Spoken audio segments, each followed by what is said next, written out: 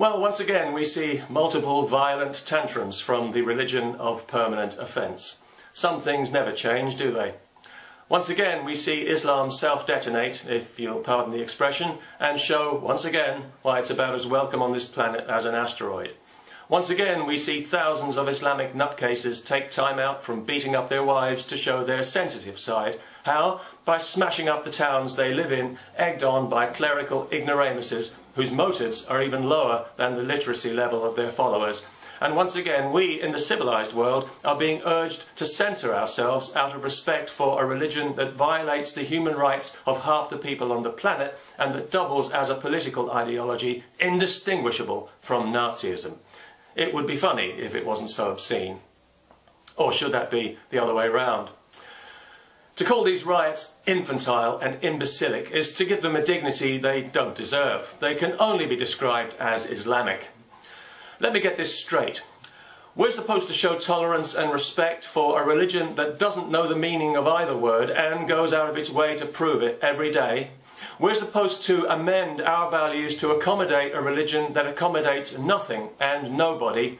Dream on, people. It's not going to happen. Because with Islam, it's always a one-way street. We've learned that lesson the hard way. We can't afford any more tolerance and respect. We've been sucked dry. And we become weary of manufactured Islamic grievance. It's such a bore that now when we hear some bearded buffoon or some bag-headed bimbo telling us how offended they are, we can't even be bothered to laugh anymore. Not even when the Turkish Prime Minister hilariously demands that Islamophobia now be made a crime against humanity, when, given the evidence, there's a much stronger case for making Islam a crime against humanity. Besides, Turkey is already hypocritically guilty of one of the worst crimes against humanity in history, the Armenian genocide, a crime it doesn't even have the balls to admit to. When Muslims start showing the same level of outrage about things that are genuinely offensive, like the thousands of women and girls who are murdered and mutilated and raped every year in their countries, then we might take them a bit more seriously. As it is, there is nothing on this planet less deserving of sympathy or respect than Muslim outrage. Indeed, there's something deeply comical about it. It's so contrived and so cringingly unself-aware, it's impossible to take seriously, even if we wanted to, and nobody in their right mind wants to anymore.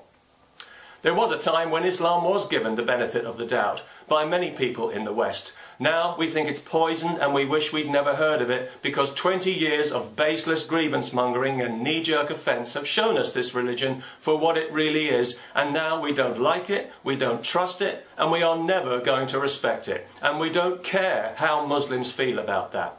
Everything's an insult to this religion.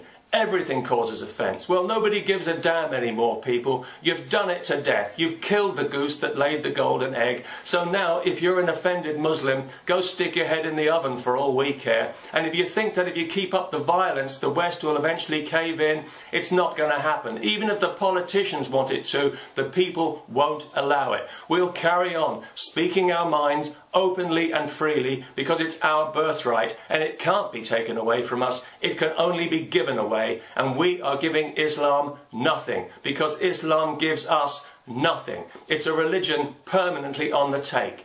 Gimme, gimme, gimme is all we ever hear. Gimme respect, even though I haven't earned it. Gimme special treatment or I'll be offended and you'll be a racist. Well, we're sick and tired of hearing it. We're sick and tired of Islam, and we're sick and tired of the needless conflict and intimidation that comes from this religion at every turn. All week we've heard Muslims telling us that we in the West need to understand how important the Prophet is to them. We do understand. And we don't care. That's the point. We don't care now, and we are never going to care. Get used to it. We don't give a damn about your feelings. Our feelings are more important, and our feelings tell us that we're sick to the back teeth of hearing about your religion, so stick a sock in it. And no amount of violence is going to change a thing. The more you riot and scream and shout, the less we're going to listen. It'll simply stiffen our resolve not to be bullied and pushed around by people whose values we don't respect because you've given us no reason to respect them, and, more to the point, because you are incapable of giving us such a reason. In short, we will not be told what we can and cannot say. Not by you, not by anybody, not now, not ever. No matter how many flags you burn, no matter how many embassies you attack, free speech will prevail and you'll suck it up and like it.